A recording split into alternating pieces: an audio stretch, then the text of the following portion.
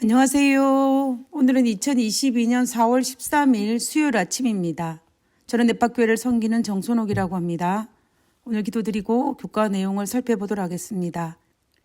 하늘에 계신 저희 대의 아버지, 하나님께서 우리에게 과인의 모습을 통하여서 우리의 모습을 바라볼 수 있도록 하여주심을 인하여 감사를 드립니다. 하나님, 오늘 이 아침에 하나님의 성령을 부어주심으로 말미암아 우리가 가인의 모습 속에 나의 모습을 발견하고 그리고 가인과 다른 삶을 선택할 수 있는 용기와 믿음과 또 결심할 수 있는 시간 될 수 있도록 주여 도와주시옵소서. 이 시간 우리와 함께 하시옵기를 간구하며 거룩하신 예수님의 이름으로 기도드렸습니다. 아멘. 예, 감사합니다. 오늘 수요일 소재의 제목은 가인에게 내려진 형벌입니다.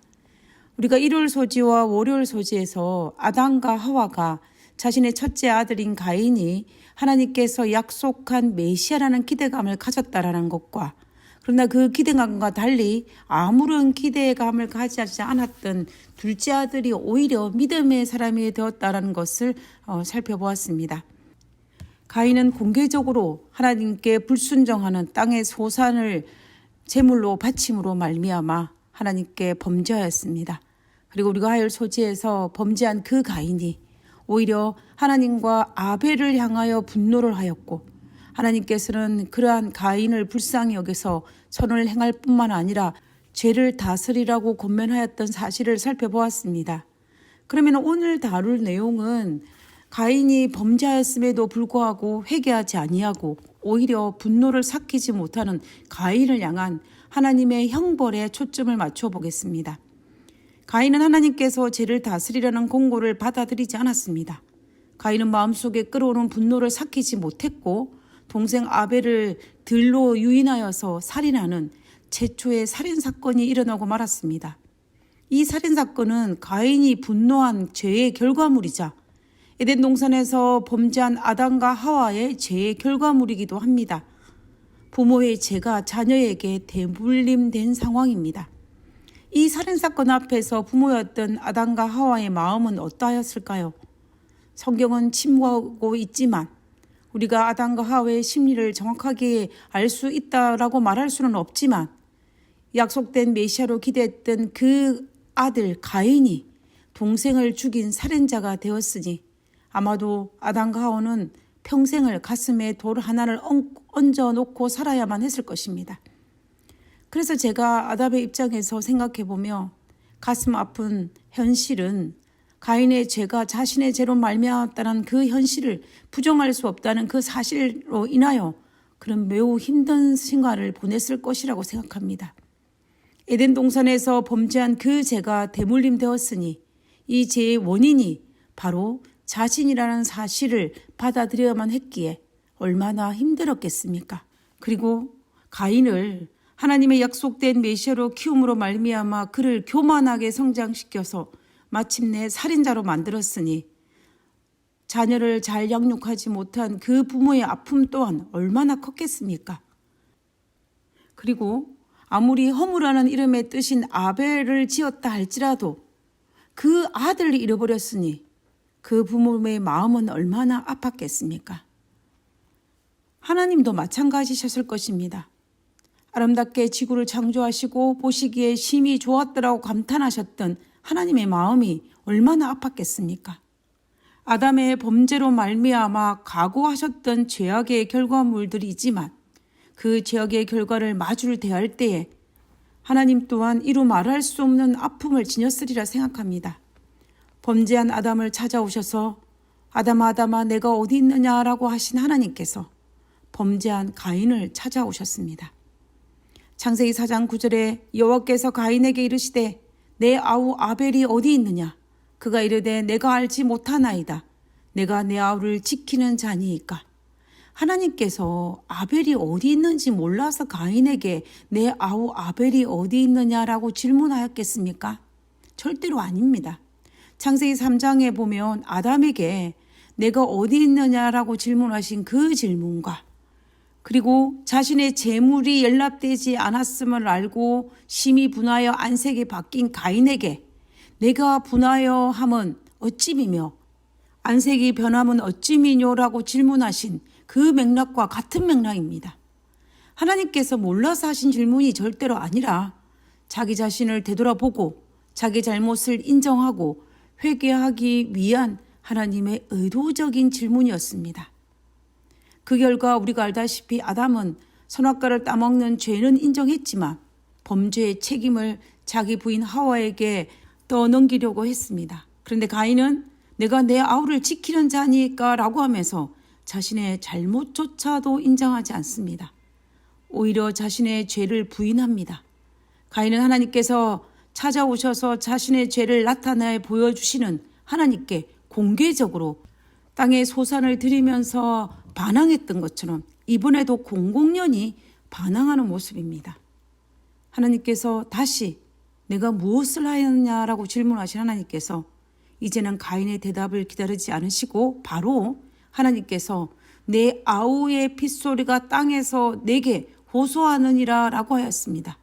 가인이 하나님의 질문에 침묵으로 반항을 했는지 아니면 하나님께서 이미 이 모든 것을 알고 계심을 가인에게 확인시켜 주시기 위해서 바로 대답을 하셨습니다. 하나님께서 그가 저지른 살인에 대해 이미 알고 계셨고 그에 합당한 형벌을 내리실 것이었습니다. 창세기 3장에서 아담이 타락한 이후에 하나님께서 아담에게 내리신 형벌 중에 하나가 창세기 3장 19절에 내가 얼굴에 땀이 흘려야 식물을 먹고 필경은 흙으로 돌아가리니 그 속에서 내가 취함을 입었음이라 너는 흙이니 흙으로 돌아갈 것이라 하시니라 라고 하였습니다.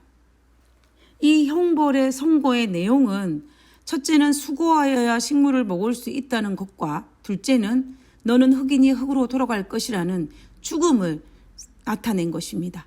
이 선고대로 아벨이 죽음으로 하나님께서 죄로 말미암아 죽으리라는 그 일이 성취된 것입니다. 죽음을 경험하지 않는 아담과 하와 그리고 그 당시 사람들은 아벨의 죽음을 보고 얼마나 놀랐겠습니까? 오늘날도 죽음이라는 것은 정말로 놀라운 사건인데 한 번도 경험해 보지 못한 그들에게 있어서의 죽음은 참으로 놀라움과 참담한 마음을 그들에게 주었을 것입니다. 그럼에도 불구하고 이 엄청난 동생의 죽음 앞에서 회개하지 않고 자신의 잘못을 인정하지 않는 단 한 사람, 가인의 모습을 보게 됩니다. 가인의 모습은 인간이 얼마나 무서운지를 적나라하게 보여주는 것 같습니다. 끝까지 자신의 잘못을 인정하지 않고 타인을 향하여 분노를 쏟아내거나 아니면 자신의 죄를 인정하지 않는 그러한 모습은 정말로 무서운 것입니다. 하나님께서는 이런 가인에게 형벌을 내리셨습니다. 창세기 4장 11절에서 12절에 땅이 그 입을 벌려 내 손에서부터 내 아우의 피를 받았은즉 내가 땅에서 저주를 받으리니 내가 박하라도 땅이 다시는 그 효력을 내게 주지 아니할 것이요 너는 땅에서 피하여 유리하는 자가 되리라. 가인의 원래의 직업은 농사 짓는 자였습니다. 그런데 이제는 더 이상 한 곳에 정착하여 농사를 짓지 못하고 땅에서 피하여 유리하는 자가 되는 형벌이 그에게 주어진 것입니다. 이 형벌을 선고받자 드디어 가인이 이렇게 대답합니다. 내 재벌이 너무 중하여 견딜 수 없나이다. 주께서 오늘 이 지면에서 나를 쫓아내시온즉 내가 주의 낯을 배웁지 못하리니 내가 땅에서 피하여 유리하는 자가 될지라. 물은 나를 만나는 자가 나를 죽이겠나이다 라고 이야기합니다. 가인의 이야기에서 우리는 가인이 아직도 자신의 잘못에 대한 인정과 회개의 흔적을 찾을 수 없다는 것이 너무나 가슴 아픈 사건입니다. 단지 자신에게 임할 형벌이 중하다는 그 사실에 대해서만 집중하여 이야기하고 있습니다. 만약에 어떤 살인자를 오늘날 현대 재판부에서 심판하는 과정에서 살인자의 그 행위가 적나라하게 드러났음에도 불구하고 살인자는 자기 자신의 살인한 행위를 끝까지 부인하고 살인당한 그 사람에 대한 미안함이나 그리고 그 가족들에 대한 미안함이 전혀 없다면 재판부는 어떻게 이 재판에 대한 형벌을 내리겠습니까? 아마도 형량은 추가될 것입니다. 왜냐하면 회개하지 않기 때문에 자신의 잘못을 시인하지 않기 때문에 지금 가인이 바로 그러한 모습인 것입니다. 가인은 지금 자신에게 내린 형벌이 너무 억울하다고 하소연하고 있는 것입니다. 너무 크다는 것입니다. 끝까지 회개하지 아니하는 한 인간의 모습을 볼 수가 있습니다. 그리고 가인은 하나님께 하소연합니다.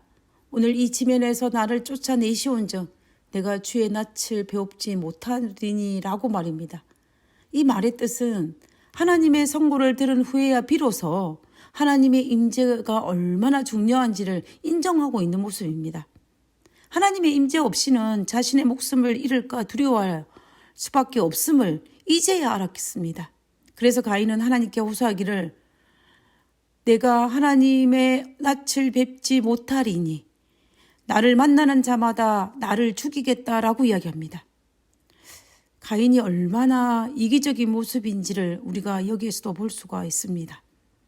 여전히 회개하지 아니하고 자신이 죽임을 당할까 두려워하고 있는 이기적인 가인의 모습입니다. 여기에서 한 가지 짚고 넘어가야 할 것이 하나 있습니다. 그것은 성경에 보면 아담은 3명의 자녀만 낳은 것으로 기록되어 있습니다. 가인과 아벨과 셋입니다.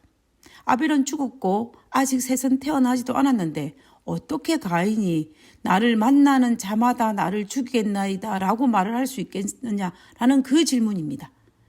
충분히 의문을 가질 수 있는 부분입니다. 우리는 이것으로 보아 성경에 기록되지 않은 아담의 자손들이 더 있음을 우리는 충분히 유추할 수가 있습니다. 원래 성경은 모든 것들을 다 기록할 수 있는 지면이 부족하기 때문에 중요한 것만 기록을 합니다. 유대인의 역사학자였던 요세푸스가 그가 쓴 책에서 오래전부터 유대인들 사이에 전해 내려오는 말에 따르면 아담의 자손은 33명의 아들과 23명의 딸들이 있다고 기록하였습니다. 이것으로 보아 아담이 셋을 낳기 전 130년 동안에도 아들, 딸들을 많이 낳았음을 우리는 유추할 수가 있습니다. 그 당시 평균 930년을 살았기 때문에 많은 자손들을 출산하였고 그 자녀들이 또 그 자녀들을 출산하였기 때문에 인구는 급속도로 불어났습니다. 그래서 가인이 아벨을 살해한 그 당시에 이미 많은 아담의 후손들이 존재했음을 알 수가 있습니다. 자, 그러면 다시 본문으로 돌아가서 하나님께서 끝까지 회개하지 않고 이기적인 모습을 보여준 가인에게 어떻게 대하셨습니까? 자비를 베푸셨습니다.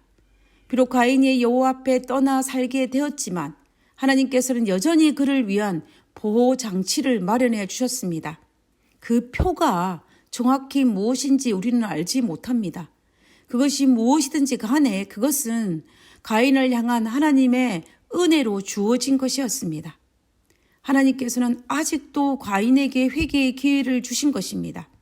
하나님의 자비입니다.